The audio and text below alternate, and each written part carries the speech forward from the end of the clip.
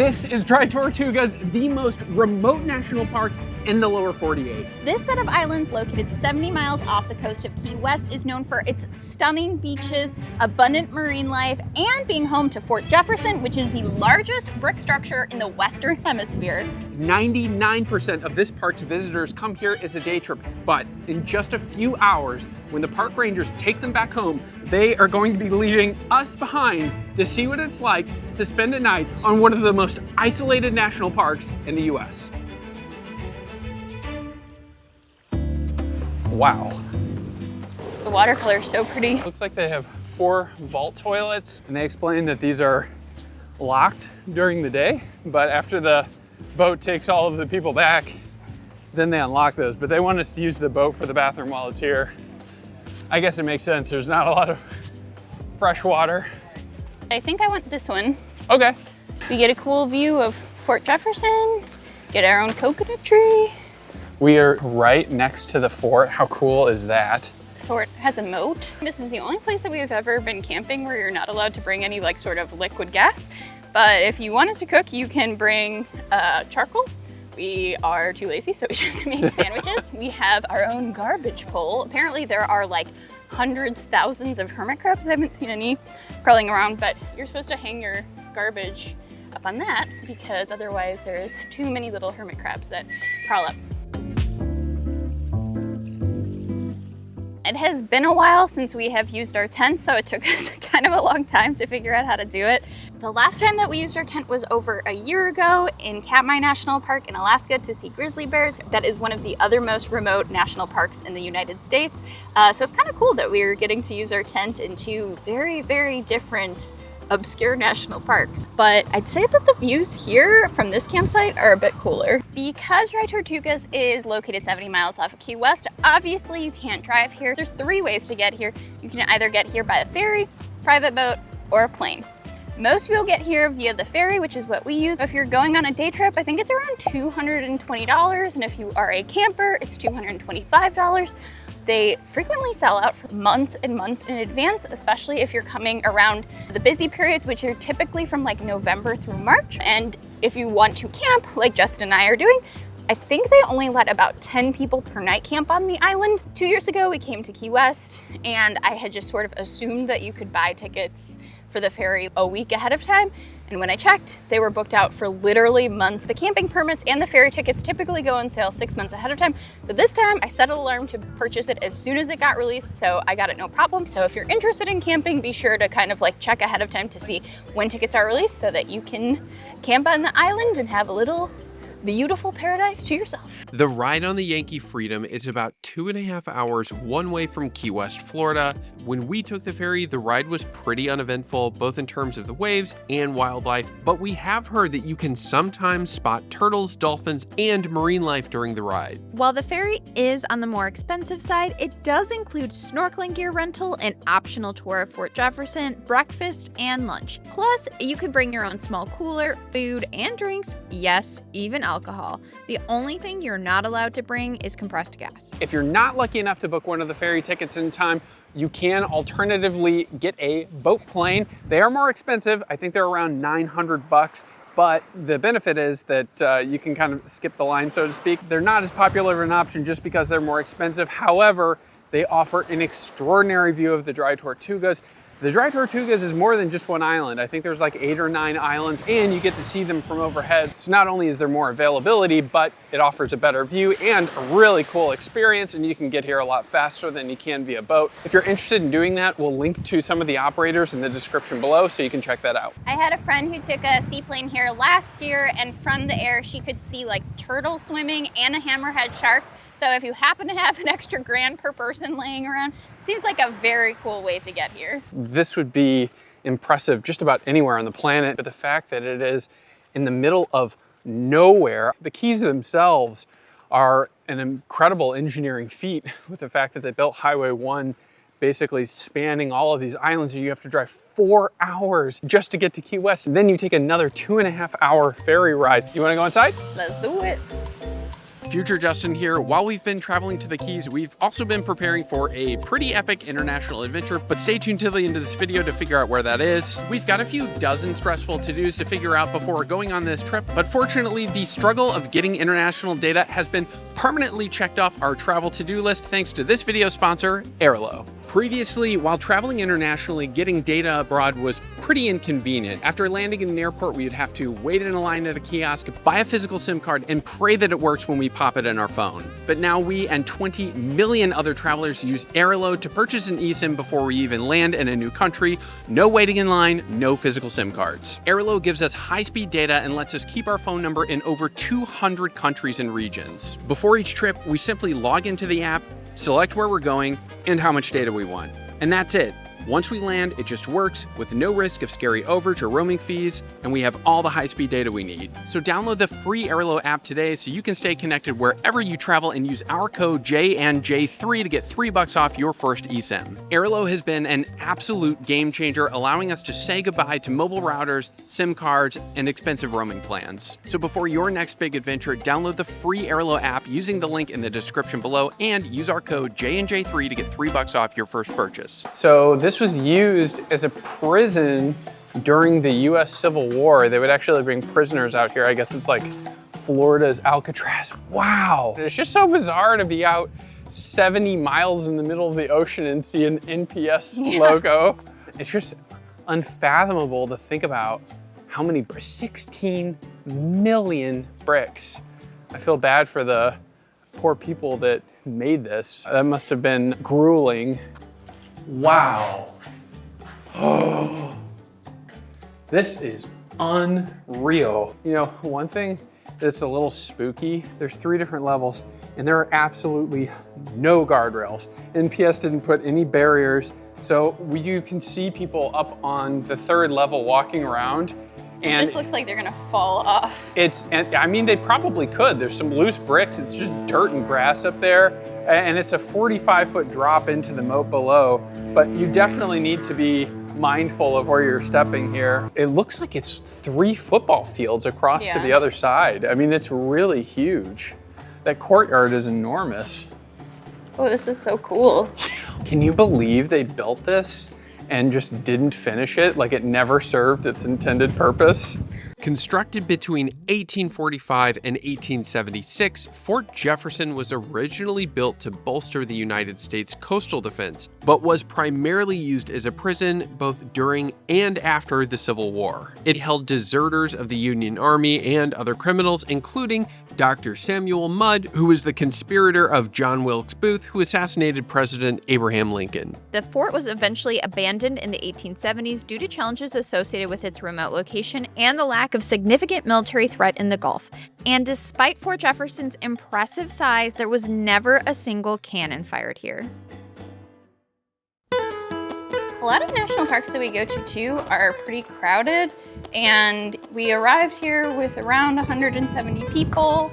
I think other people are here with, you know, boats and airplanes and things like that, but we're wandering around. There's like obviously a few people in here, but it feels like we largely have this to ourselves. The water looks beautiful when you're on the actual beach, but from up here, the color is just mind-blowing. The Caribbean is always kind of known for its turquoise waters, but like, to be honest, most of the time when we're in Florida, we don't see water this color. But look at this. This is like electric turquoise blue. Please don't get too close to the edge. Our guide was telling us that some of the bricks, it's called Dry Tortugas, and dry because there's no fresh water, and Tortugas because there are turtles that come here. Supposedly, there are 45 sea turtles that are nested here as we speak, and we're supposed to be careful not to step on the nest. I'm not really sure how you're supposed to know where they are, but keeping an eye out for some cute little baby sea turtles. So Dry Tortugas is special for another reason. This national park actually has the highest percentage of water per square mile. So this park is actually 99 square miles big, and only 1% of it is land. So a remarkably small amount of the national park is actually land. We were talking to the local, and he said the last time that he was here, he saw a 10-foot crocodile swimming in the ocean. If you weren't aware, so Florida is home to both alligators and the American crocodile. And I think crocodiles are much more aggressive than alligators are. I haven't seen any crocodiles to date, but Justin keeps mentioning how he's sad that we can't snorkel in the moat. You're not allowed to. And I don't know actually why, but I'm going to tell myself it's to keep you safe from the crocodiles. So no complaints here. I'm gonna stay crocodile free while we're in Dry Tortugas. I feel like if this were any other national park, 99% of what we're climbing on would be closed off with ropes or chains or bars. But it's pretty remarkable how much of this structure is accessible. Also a little spooky, like Jess said. I mean, if you have little kids, you really kind of need to keep them on a leash. This is another one of these huge cannons. Oh wow, Jess, these jumbo cannons, they're all over. They're on every single large section. You can also see a circular track with huge caster wheels, so they could spin this around in 360 degrees. I mean, this just, the cost to build this must have been so extraordinary. Like, on one hand, I'm really glad that war didn't happen here, but it's just also a little sad to think that like all of this was built for nothing. Guess how much a projectile from this cannon could weigh? 300 pounds. 432 pounds. No way. Way. Wow, a solid that's... projectile or a 330 pound exploding shell. Wow. That could do some proper f***ing you up. We have seen some old forts all over the world, but I promise you nothing compares to this. If you are a military fort enthusiast, this is one of the most extraordinary structures on the entire planet. To be honest, I'm not like usually a huge fort person. I think war is kind of sad, but the architecture here is just so cool. And then the surrounding of just being in the middle of nowhere in this like turquoise blue sea is just, I've definitely never seen anything like it before. But I am excited to get in the water. While Dry Tortugas was named a national park in part due to Fort Jefferson's incredible architecture, it also earned the designation because of its unique marine ecosystem, which you can get a small glimpse of while snorkeling here. Dry Tortugas is home to 30 species of coral, 5 species of sea turtle, and over 400 different species of fish. For the best snorkeling in the park, you should visit Dry Tortugas in the summertime when the water is warm and crystal clear. We visited the park in the wintertime when the weather is a bit windier and thus the water clarity isn't at its best. Still, we got to see all kinds of beautiful tropical fish underwater, and it's some of the best snorkeling we've experienced in the United States. So what did you think of our snorkeling? It was very pretty. There wasn't a lot of fish though. So if you want to see fish, you need to go closest to the walls, and the Pier Ruins has the best snorkeling. We are headed somewhere super cool in 2 days, so we are trying to play it super safe. We've heard that the piers are the very best places that you can see them. I watched a YouTube video where they saw like sharks and barracudas and stuff there, but they also look pretty stabby and like they're ruins and about to fall over, so we kind of steered clear of them. But if you're more adventurous and aren't headed someplace super cool in a couple days, maybe check them out. Our ferry left as we were snorkeling.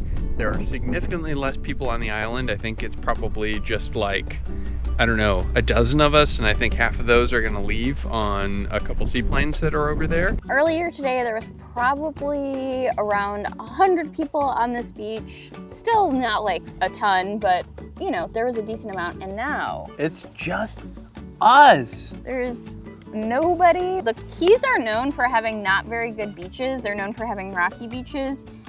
This is like Hawaii or something. I mean, this is incredible. It's so pretty. The water is turquoise. There's just like 2 boats off in the distance, and it feels like we have this whole island to ourselves. Look at this sunset. That is extraordinary. But it's been a heck of a first night. We're gonna enjoy this sunset, and we'll see you in the morning.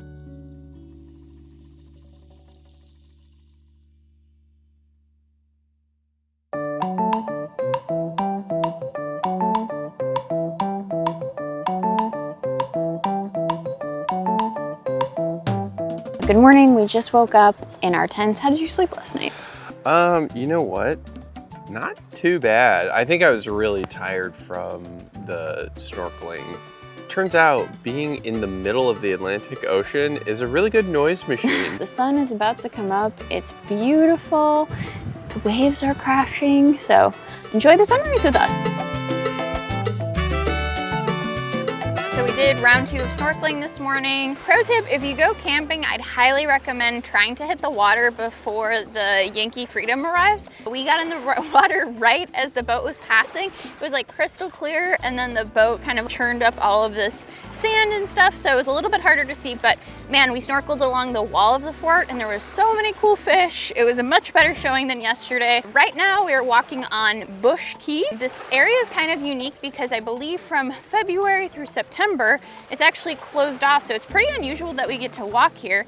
And the reason that it's closed off is because it is home to frigate birds where they mate and nest. And this is actually the only place in the entire continental United States where frigate birds do that, so they're very protective of it. We actually saw them in Galapagos. I'll put the link here, but it's amazing. During breeding season, they have these bright red pouches that they fully inflate. They're like as big as their body. It looks like a balloon. And during their mating season, this entire beach is covered with them. So they close it down for part of the year, but it's just so cool that we can see them. These frigate birds are hovering just above our head. I mean, we got off on an island in the Galapagos and it was pretty hard to see them. They didn't really get very close. I had to put on a huge zoom lens. Fun fact, they have the longest wingspan to body weight ratio of any bird on the planet. I can't believe they're right here and they're just soaring for us. We are visiting in November, which is decidedly not mating season, but there's still a fella who has his little gular pouch. This is amazing. Inflated. It's kind of a unique, very like National Geographic kind of vibe. Yeah, that's incredible. I did not expect this. I mean, we're months away from mating season and there's only 2 of them. It's actually really difficult for them to fly with an inflated gular pouch, but they do that as part of a mating ritual, so there's a payoff at the end. We loved our time on Dry Tortugas and wish that we could have camped there for at least 2 days. So if you camp there, I highly recommend trying to snag at least a 2-day camping permit. But we had a very important plane to catch. We had to come here to Ushuaia, Argentina, otherwise known as the southernmost town in the world. And that's because over the next 2 weeks, we are going to be sailing with Aurora Expeditions to Antarctica. So if you want to join us on the White Continent and see penguins and glaciers and whales and everything crazy that's down in Antarctica, be sure to subscribe and follow those adventures. Otherwise, thank you so much for watching. We'll see you next time. Bye.